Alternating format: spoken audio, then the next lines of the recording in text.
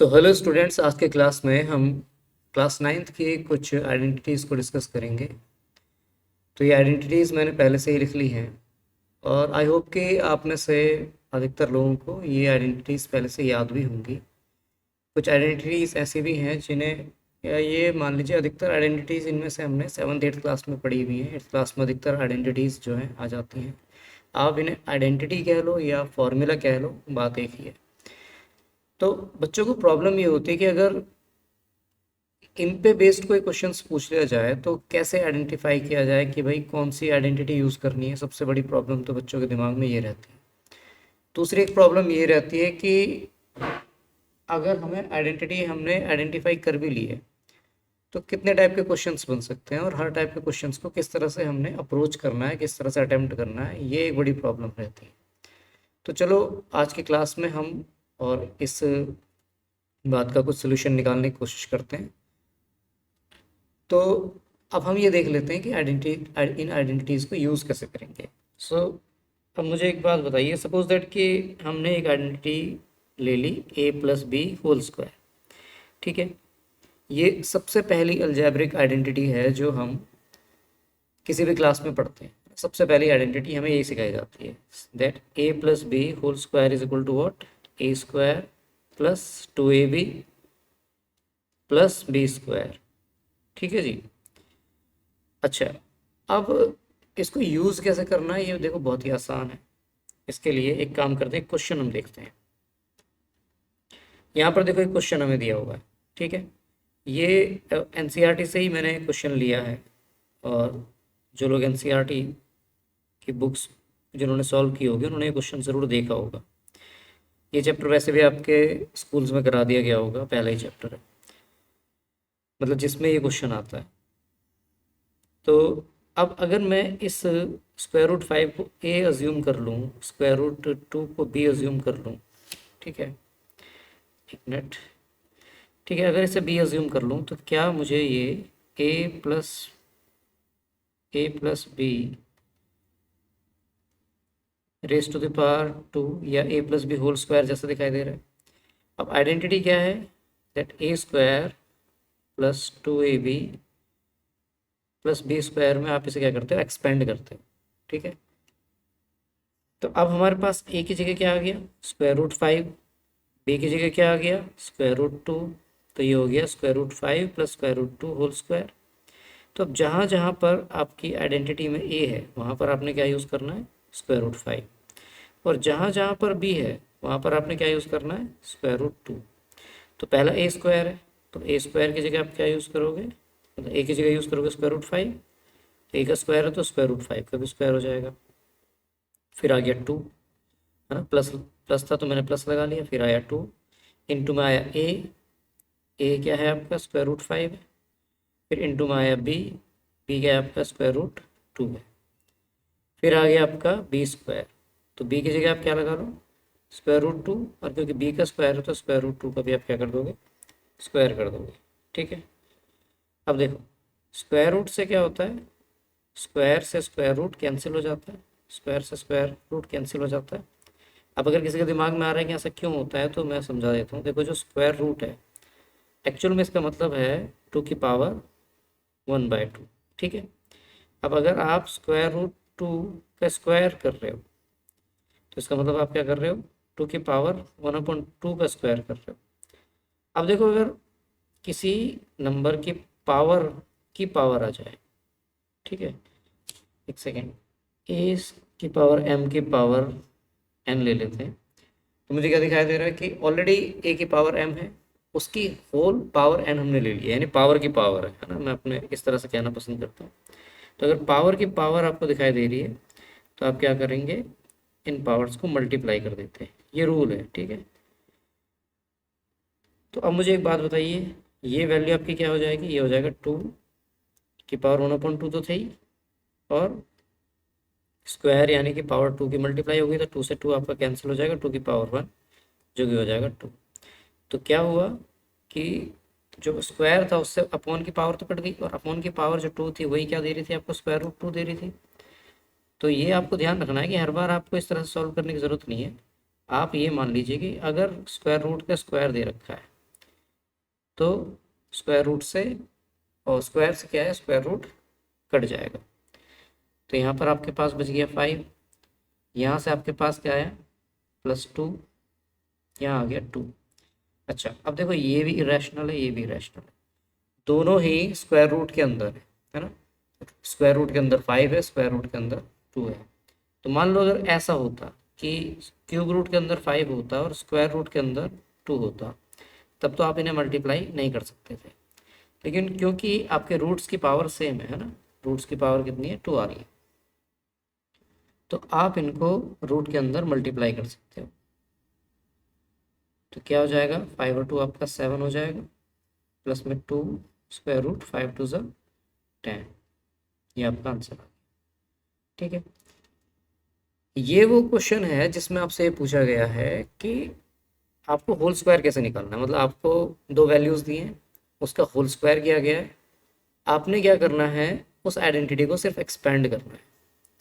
लेकिन इसी क्वेश्चन को उल्टे तरीके से अगर पूछा जाए, अगर इसका इन्वर्ट कर दिया जाए प्रॉब्लम को, तो फिर वो आपसे पूछ सकता है कि इसको आप फैक्टराइज कैसे करोगे, है ना। जैसे कि मान लो क्वेश्चन कुछ इस तरह से होता कि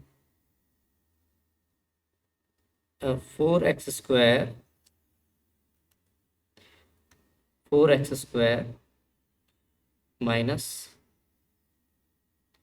12xy प्लस 9y²। और क्वेश्चन क्या दे दिया आपको, फैक्टराइज दिस।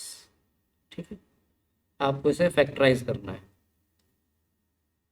कैसे करोगे आप, अब देखो आइडेंटिफाई कैसे करोगे। कल जो हमने क्वेश्चंस किए थे मिड टर्म स्प्लिटिंग से फैक्टराइज करने के, और उसमें उसमें और इसमें फ़र्क क्या है ना, क्योंकि आपको देखने में वैसा ही लगेगा, 3 टर्म का है ना। बीच वाले की मिड टर्म स्प्लिटिंग करके भी इसके फैक्टर कर सकते हैं, लेकिन यहाँ पर हम आइडेंटिटी लगा के करेंगे। तो पहली बात आप देखो, अगर आप इसको ध्यान से देखो तो आपको ये क्या दिखाई दे रहा है, 4 देखो 2 का स्क्वायर होता है, और x का स्क्वायर तो आपको दिया ही हुआ है। बीच वाली वैल्यू को आपने फिलहाल ऐसे ही रखना है। लास्ट टर्म को देखो, 9 जो है 3 का स्क्वायर होता है, और y का स्क्वायर आपको दिया ही हुआ है। तो क्या इस वैल्यू को आप ऐसे लिख सकते हो, 2x का होल स्क्वायर माइनस का 12xy, आप फिलहाल ऐसे ही रखिए, और लास्ट के टर्म को आप लिख सकते हो 3y होल स्क्वायर। ठीक है, अब अगर मैं ध्यान से देखूँ, मैं कंपेयर करूँ, तो मुझे ये दिखाई दे रहा है a² और ये मुझे दिखाई दे रहा है b² जैसा। ठीक है ना, कैसा दिखाई दे रहा है, b² जैसा दिखाई दे रहा है। तो बीच में देखो, या तो प्लस का 2a भी हो सकता है, या फिर माइनस का 2a भी हो सकता है। अब अगर हम अपनी आइडेंटिटीज़ को देखें, तो देखो अगर बीच में माइनस का 2a भी है ये वाले केस में, तो ये a - b होल स्क्वायर है। और अगर बीच में प्लस का 2a भी है, तो a+b का होल स्क्वायर है। ठीक है, अंडरस्टैंड। हमारे वाले केस में देखो, यहाँ पे माइनस, हमें क्या दिया हुआ है, माइनस दिया हुआ है। तो इसका मतलब अपने को क्या देखना है, +2a भी नहीं, -2a भी हमें दिया हुआ है। यानी ये कौन सी आइडेंटिटी बन सकती है, ये बन सकती है a - b होल स्क्वायर। ठीक है, अब बस ये चेक करना है कि जो बीच का जो टर्म है, क्या वो -2a भी बैठ रहा है। देखो अगर ये -2a भी होगा, तो माइनस का 2 तो ये फॉर्मूले का ये a कितना है आपके पास, इस केस में 2x है, और b क्या है आपके पास, 3y है। अब जरा कैलकुलेट करो, 2 2 ज़ा 4, 4 3 ज़ा 12, बच गया क्या आपके पास x एंड y, तो आ गया 12xy -12xy, और यही टर्म आपको बीच में दिया हुआ। ठीक है, तो मान लो अब ऐसा हमेशा नहीं होगा कि शुरुआत में स्क्वायर दिया है, लास्ट में स्क्वायर दिया है, और बीच का टर्म जो है या तो +2a भी बन जाए या -2a भी बन जाए। लेकिन अगर बन रहा है तो देखो आसान है आपके लिए कि आपको सिर्फ आइडेंटिटी यूज़ करके ही फैक्टराइज कर लेना है। लेकिन अगर नहीं दिया है तो फिर आपको मिड टर्म स्प्लिटिंग करनी पड़ेगी, जो हमने कल की वीडियो में सीखा था। ठीक है, तो अगर किसी ने वो वीडियो नहीं देखी है तो पहले उस वीडियो को देखिए, तो आपको समझ में आएगा कि डिफरेंस क्या है। तो उसमें भी 3 टर्म है, इसमें भी 3 टर्म।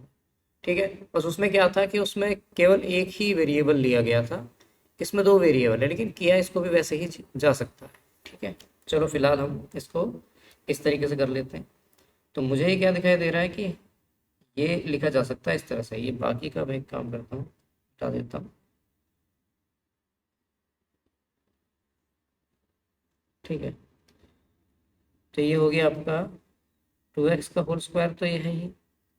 इसको लिख दो आप -2 इंटू में a जो कि 2x है, इंटू में b जो कि 3y है।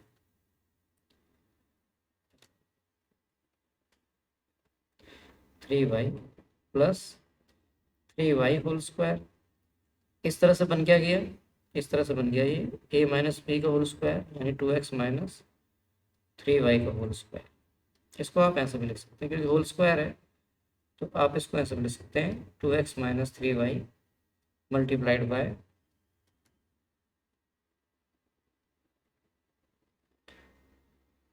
Multiplied by 2x minus 3y। ये आपका आंसर हो जाएगा। ठीक है, समझ में आया।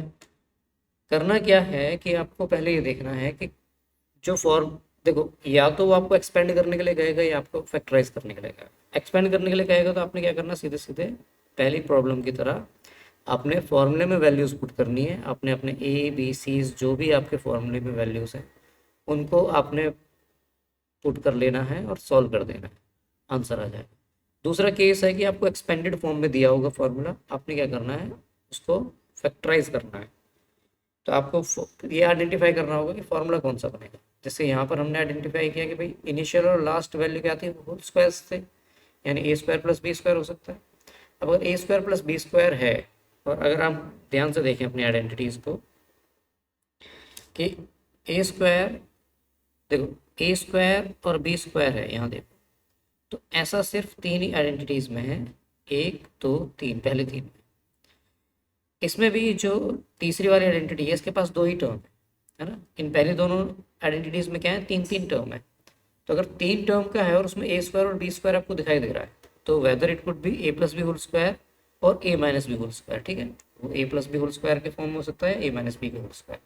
तो जो तीसरा टर्म है जो बीच में दिया हो सकता है, ज़रूरी नहीं है कि बीच में ना दिया, बीच में दिया हो, एंड में भी हो सकता है।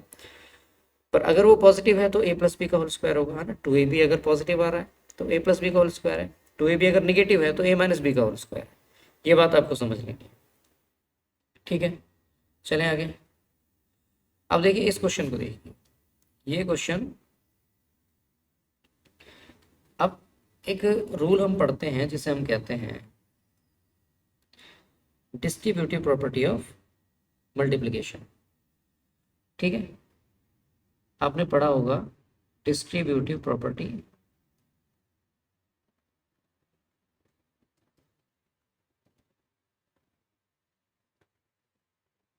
Distributive property of multiplication. ठीक है, डिस्ट्रीब्यूटिव प्रॉपर्टी ऑफ मल्टीप्लिकेशन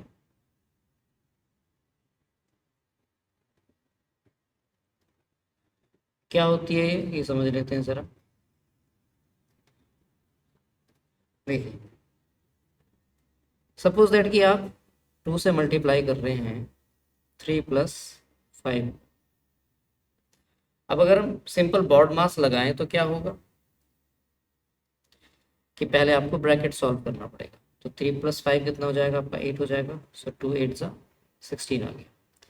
लेकिन डिस्ट्रीब्यूटिव प्रॉपर्टी क्या कह रही है कि आप इस मल्टीप्लिकेशन को डिस्ट्रीब्यूट कर सकते हैं किस पे, अंदर वाले टर्म्स पे, यानी 3 पर पे, 3 पर और 5 पर। तो कैसे लिख सकते हैं उसे, उस केस में आप लिख सकते हैं 2 मल्टीप्लाइड बाय 3। ठीक है, अब ये मल्टीप्लिकेशन डिस्ट्रीब्यूट हो रही है तो अब ये 3 से भी मल्टीप्लाई होगा और 5 से भी मल्टीप्लाई होगा। तो 2 मल्टीप्लाइड बाय 5, ठीक है, दोनों से मल्टीप्लाई कर दिया। अब अंदर ब्रैकेट में बीच में प्लस था तो हम भी बीच में प्लस लगा देंगे।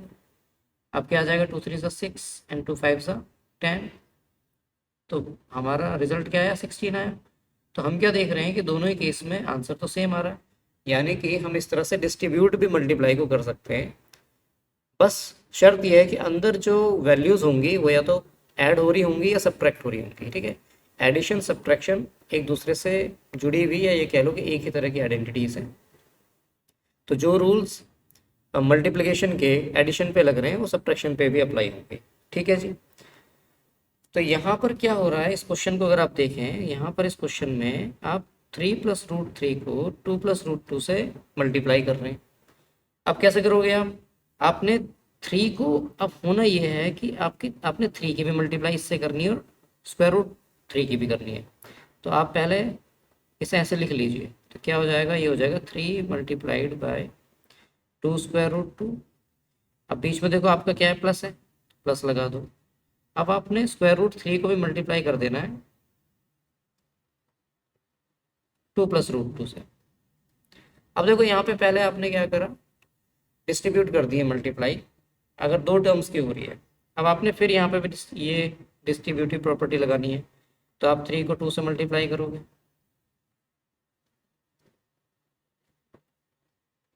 फिर 3 को आप √2 से मल्टीप्लाई करोगे, इसके बाद √3 को आप 2 से मल्टीप्लाई करोगे, और फिर √3 को आप √2 से मल्टीप्लाई करोगे। ठीक है, अब देखो ये हो गया प्योर 3 2 ज़ा 6। अब यहाँ ध्यान दो, 3 जो है रैशनल नंबर है और √2 इरेशनल नंबर है। कभी भी रैशनल नंबर इरेशनल नंबर से मल्टीप्लाई नहीं हो सकते, तो ये क्या हो जाएगा, ऐसे ही लिखा जाएगा 3√2। नेक्स्ट केस भी ऐसा ही है, 2√3। लेकिन जो लास्ट वाला है, दोनों ही कैसे हैं, स्क्वायर रूट के अंदर है, तो मैंने बताया था कि आप इन्हें अंदर मल्टीप्लाई कर सकते हो। तो आपका आंसर आ जाएगा 6 + 3√2 + 2√3 प्लस √3 2 ज़ा 6। ये आपका आंसर आ जाएगा। ठीक है जी। लेकिन अगर मान लो क्वेश्चन इस तरह का है कि दोनों वैल्यूज आपको सेम दिखाई दे रही है, लेकिन एक में आप प्लस का साइन देख रहे हैं और एक में आप माइनस का साइन देख रहे हैं। अब ये आपको कौन सी आइडेंटिटी की याद दिला रहा है? अगर आप थोड़ा सा नोट करके आपने रखा हो तो आपको दिखाई देगा कि ये है a + b multiplied by a - b, जो कि क्या हो जाएगा आपका a² - b²।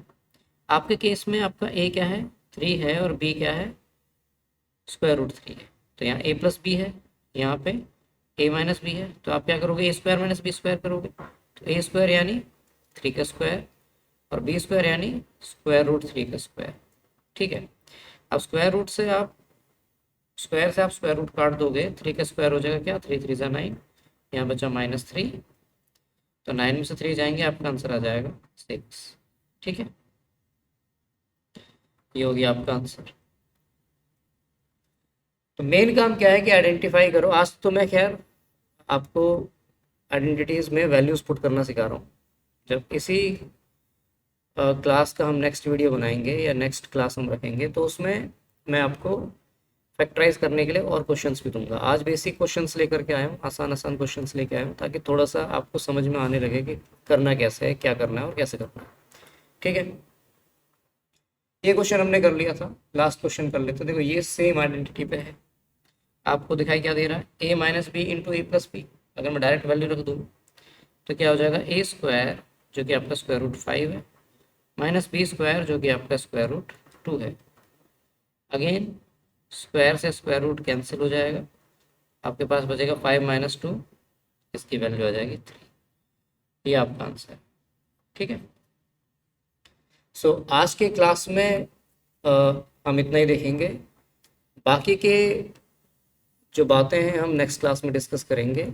आप सिर्फ आज इन आइडेंटिटीज़ को याद कीजिए। जो क्वेश्चंस मैंने कराए हैं उन्हें आप अपने आप से करने की कोशिश कीजिए, नहीं होते हैं तो समझने की कोशिश कीजिए। मैंने जो बातें याद रखने के लिए या ध्यान में रखते हुए क्वेश्चंस को करने के लिए बताई हैं, उनको आप याद रखने की कोशिश कीजिए। ठीक है।